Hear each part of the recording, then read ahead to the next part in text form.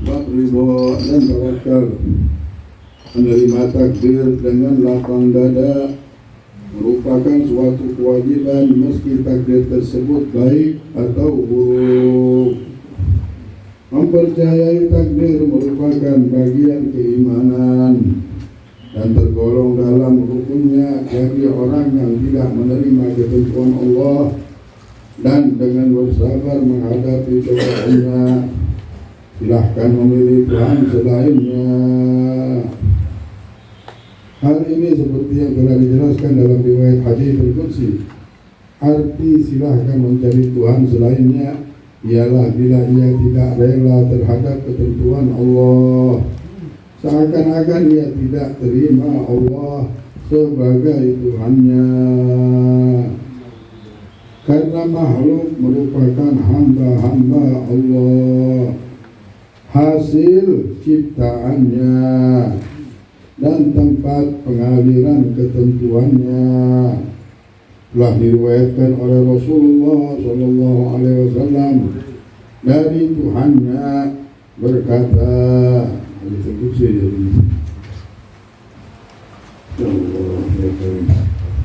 qadartul maqadir wa dabbartul tadabir wa ahkamtu sun'a faman radiya falahu ridha minni hatta yalqani wa man sakhita falahu as-sakhatu minni hatta yalqani. Yang artinya, aku telah tentukan berbagai ketentuan, aku atur berbagai pengaturan, dan aku telah rencanakan perencanaan yang baik. Barang siapa yang ridho, niscaya ia mendapatkan ridhoku sampai bertemu denganku. Barang siapa yang tidak rela, berarti ia mendapat murkaku sampai ia bertemu denganku. Kesimpulan dari hadis ini ialah arti ridho adalah tidak murka. Juga diriwayatkan Nabi SAW bersabda, Allah Azza wa Jalla ja'ala ar-rawha wal faraja fil ridha wal yaqin wa ja'ala al-hamma wal hazana fil syakki was sakhat. Bahwa Allah Subhanahu wa Ta'ala menjadikan kesenangan dan jalan keluar dari berbagai kesulitan dalam sikap menerima lapang dada dan keyakinan, dan ia menjadikan kesusahan dan kesedihan dalam keraguan dan sikap tidak terima. Wa indal orang yang sudah ridho sama Allah Subhanahu wa Ta'ala, di situ nanti ada jalan. Kalau tertutup jalan, minta bukakan jalan ini juga perlu. Ya ridho dengan Allah Subhanahu wa Ta'ala, apapun yang Allah tentukan dia tahu. Sudah percaya, orang sudah percaya, nggak ada lagi protes. Bahasa protes sudah hilang. Yang ada menjalani kehidupan dengan ridho kepada Allah. Nah, ridho ini memang Allah akan berikan bagi orang-orang yang akan mempunyai hati tenang. Allah kalau mau menenangkan hati hambanya diberikan ridho. Tapi kalau sudah Allah Subhanahu wa Ta'ala murka dengan seorang tersebut, dan Allah Subhanahu wa Ta'ala tidak memberikan kebahagiaan kepada orang tersebut, maka turunlah sifat tidak ridho. Orang sudah tidak ridho nanti akan sampai ke sifat rakus begini. Rakus, kalau sudah tak ridho, tapi kalau orang sudah ridho, dia akan dapatkan segala-galanya. Apa saja yang dia, bukan artinya harus semua hajatnya dikabulkan, enggak. Kebahagiaan lah, segala-gala daripada hajat orang ini, orang minta hajatnya kabul supaya bahagia. Nah, orang yang sudah ridho menjemput dia ini kebahagiaan, langsung dapat kebahagiaan. Nah, bentuk kebahagiaan inilah yang Allah SWT berikan dengan macam-macam bentuk. Ada yang dengan anak, keturunan yang baik, kehidupan yang baik, badan sehat, anak-anak yang soleh, keluarga yang soleh, lingkungan yang baik. Ini semuanya kebahagiaan yang tidak bisa ditulis dan tidak bisa dibayangkan oleh manusia. Akan dari itu, Allah Subhanahu wa Ta'ala kalau sudah memberikan kebahagiaan ini, bahagia orang Islam. Tapi kalau belum diberikan ridho, Adam sudah tenang-tenang di surga, sudah tenang di surga. Kurang apa surga? Malah ainun ra'at, tidak pernah dilihat orang. Tapi kadang-kadang tidak ridho, masih pengen lagi. Dibisikin syaitan, kamu Allah SWT melarang kau makan buah kuldi itu tidak ada lain. Karena di dalamnya kalau kau makan, kau akan jadi malaikat dan kau akan abadi kekal selama-lamanya. Waswasanahum syaitan, maka syaitan membisikinya. Tak senang syaitan ini kalau kita ridho, tak senang dia. Pusing kepala syaitan kalau kita sudah. Nah, aku bersyukur, aku ridho. Syaitan ini pengennya orang itu tak tenang terus. Yang satpam mau jadi transaksi, yang transaksi mau jadi satpam, terus dibisikin. Yang orang kaya mau jadi miskin, yang miskin mau kaya. Ya, dibuat diputarnya terus supaya orang ini dari ridho. Padahal kalau sudah ridho selesai. Masalahnya ini cuma di ridho saja. Kalau sudah ridho gitu, apapun posisi kita sudah selesai. Nah, sudah ridho, percaya ini yang baik. Oh, saya tidak punya rumah begini, baik sudah ini ridho. Nah, keridhoan inilah yang akan menjadikan kita bahagia. Kalau dunia dikejar tidak habis-habis, harta dikejar tidak habis-habis juga. Urusan dunia ini tidak akan habis. Apapun yang kita pikirkan di dunia tidak akan habis. Jadi serahkan sama Allah, habis. Kalau mau habis, serahkan sama Allah, habis. Jalani. Serahkan sama Allah, jalani. Serahkan sama Allah, jalani. Ada bisa bantu, tidak bisa, jalan. Ada yang begini. Ada urusan apapun yang kita sanggup lakukan, tidak sanggup nanti kita lakukan. Yang penting niat kita hidup ini mau baik semuanya. Nanti kalau Allah berikan kekuatan, tidak bisa kita memaksakan. Jangan pernah ngelawan arus. Ingat, ada kehendak dan takdir Allah. Tidak akan bisa kita menembus tirai takdir ini. Kekuatan apapun semuanya tergantung sama apa? Tergantung dengan kehendak Allah. Yang jikalau dia katakan pun, fayakun, jadi maka jadilah. Nah, Allah Rasulullah SAW memberikan tanda, memberitahu kita ini rumusnya, ini caranya, bahwa Allah SWT kalau sudah menjadikan kesenangan dan jalan keluar dari kesulitan, maka Allah dan diberikan sikap yang kesenangan dan ada jalan keluar, maka Allah akan jadikan sikap menerima lapang dada dan keyakinan itu ada pada diri orang tersebut. Ada lapang dada, ada lapang dada di hatinya, ada ridho di hatinya, ada yakin di hatinya. Orang kalau sudah ada yakin di hati, ada lapang dada. Kalau tidak ada, hati-hati. Kenapa ini hati tidak pernah lapang terus dada kita, tidak pernah ridho terus hidup, ngeluh terus. Nah, ini sesuatu yang tidak baik namanya di hati kita, harus dibuang itu. Jadi bagaimana saya tidak bisa, saya tidak bisa menerima ini, banyak menghayal mungkin ya. Apa yang dipikirkan sampai tidak bisa menerima kehidupan ini, maunya nasib orang itu mau dinasib diri dia. Karena banyak kan nonton paling kaya 10 orang terkaya begini. Akhirnya pengen kayak gitu, tidak menerima itu. Padahal orang kaya itu tidak tahu kita bagaimana kisahnya, kita bagaimana ya. Ada yang berselingkuh sama saudara sendiri, ada yang begini, ada yang tidak tahu kita apa yang terjadi. Nah, artinya kita kembali kepada satu kesucian, satu kemuliaan kepada diri seorang hamba. Jikalau hamba itu sudah merasa ridho, nah, sudah punya ridho ini sudah. Nah, ini yang harus kita miliki. Jangan kita miliki harta terus, miliki sifat ridho, nerima. Ada apa-apa nerima. Ini jalan nerima. Pasti yang baik. Pasti ini baik. Langsung kita pastikan. Orang yang ridho itu tidak dia curiga-curiga atau dia buat-buat. Nah, supaya kita tenang, kita ridhoin aja lah. Itu belum ridho namanya. Orang yang ridho benar itu memang dia tahu ini yang terbaik. Ini yang terbaik saya jalani, ini yang terbaik. Nah, kalau sudah ada sifat ridho dan yakin, sudah percaya sama Allah, orang yang ridho ini percaya sama Allah, maka ketahuilah kebaikan sudah menyemput kehidupanmu. Namanya ini kebaikan dalam kehidupan kita juga. Dan tapi kalau sudah tidak, dan menjadikan kesusahan dan kesedihan dalam keraguan, Allah menjadikan kesusahan, menjadikan kesedihan itu di dalam apa? di dalam sifat manusia yang hidup dalam keadaan ragu dan sifat tidak menerima. Dia ragu sama Allah. Padahal yang Allah ciptakan ini tidak pernah ada yang tidak dilihatkan. Allah bilang aku ciptakan manusia, lihat dia manusia. Ciptakan langit, lihat dari kecil kita lihat sungai. Punya siapa ini sungai besar begini kita bilang. Lautan besar mana lautan itu kita lihat. Punya siapa ya? Punya Allah. Oh ada yang punya. Melihat langit punya siapa ini langit? Pasti kita nanya-nanya. Lihat rumah orang aja kita nanya rumah siapa ini? Kita sudah tahu ini punya Allah semuanya. Semesta alam punya Allah. Nah kita harus yakin juga. Allah memiliki anugerah. Allah bilang wa rahmati wasi'at ala kulli syai'. Anugerahku melebihi dari segala ciptaan, segala sesuatu yang ada ini.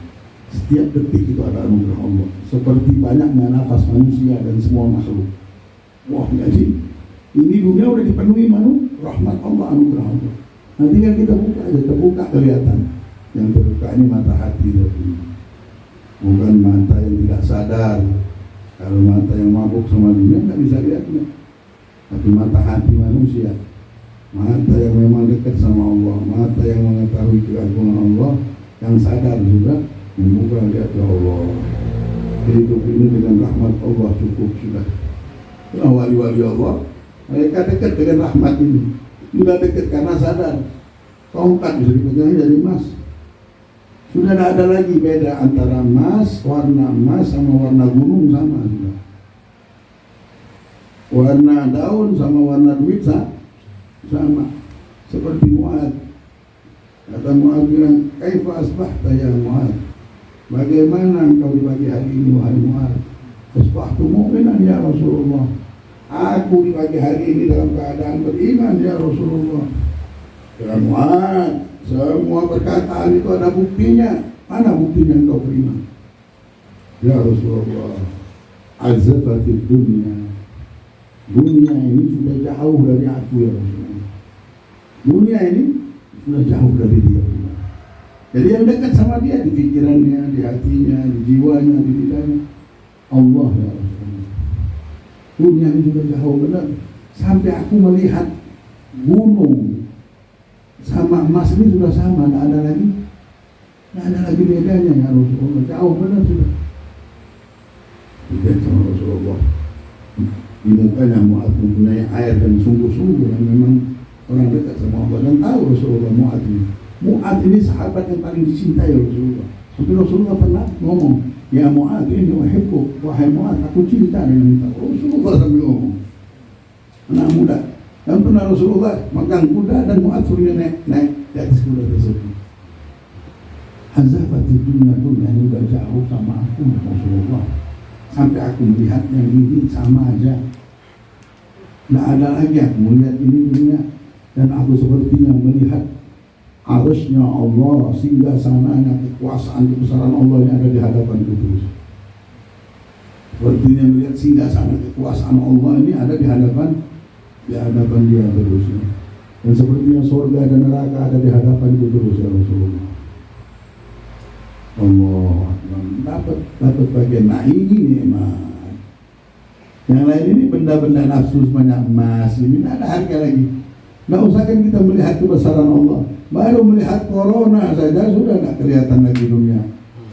Mana emas, mana dolar, mana ini. Nah, kita mau makan sehat nanti. Kalau sudah bisa makan, minum sehat sudah. Ada lagi yang mikir beli baju. Nggak ada lagi mana mobil mewah, nggak ada mikir semuanya sudah masuk kandang semuanya. Jadi besi tua semuanya. Nggak ada harganya. Ini dunia baru kita lihat musibah kecil saja nggak ada harganya.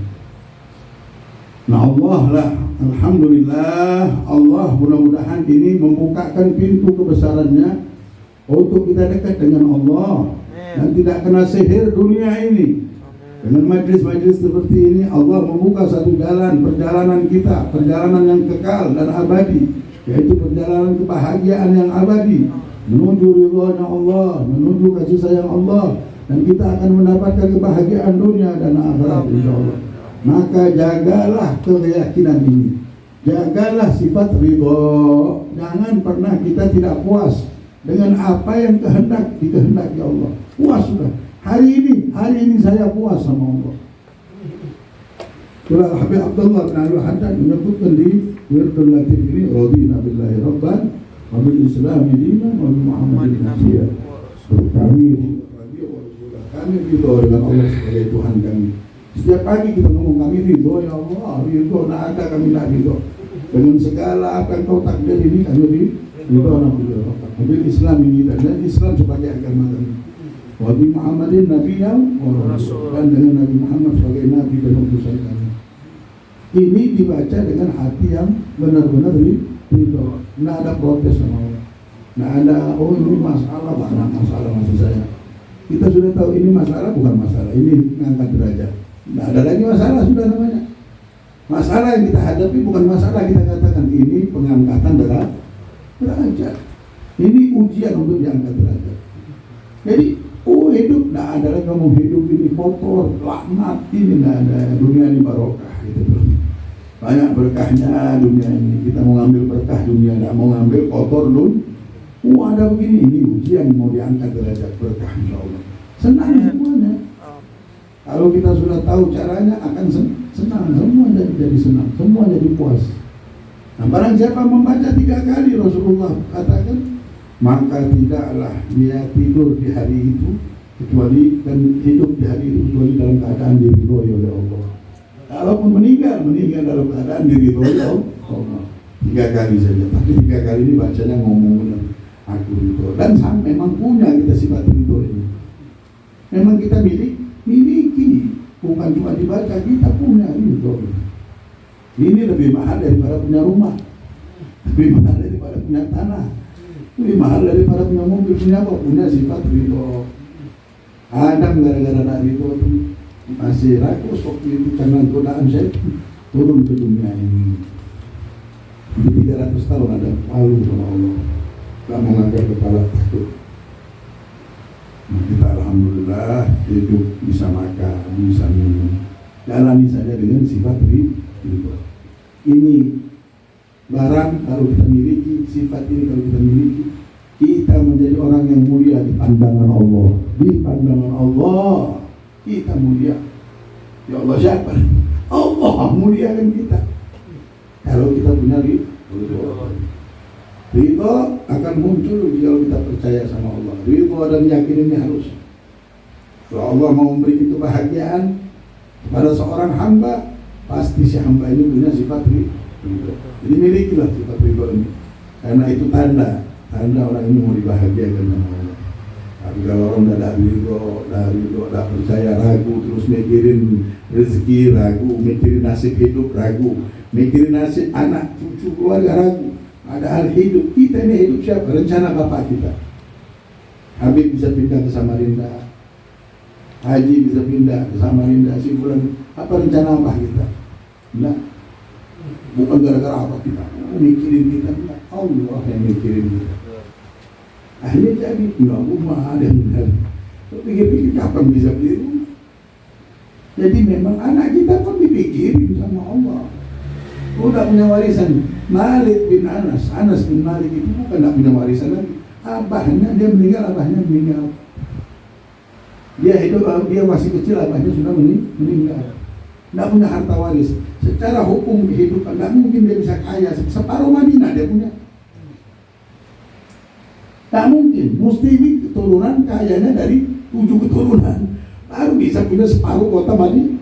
Tidak masuk akal bisa kaya besar seperti itu. Mesti ada warisan, ada sambung menyambung, baru jadi orang kaya sebesar itu. Ini enggak.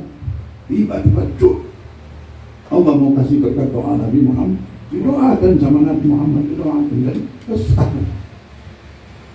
Itulah yang menjadikan Anas bin Malik separuhnya tidak masuk akal. Dia hidupin anaknya saja berapa? Anaknya 78 anaknya, laki-laki semuanya, 2 perempuan. Gimana ngurusnya? Bagaimana makannya? Bagaimana? Allah kasih. Jadi kalau kita sudah yakin, sudah ridho, tenang hidup kita. Mau senang, punya ini.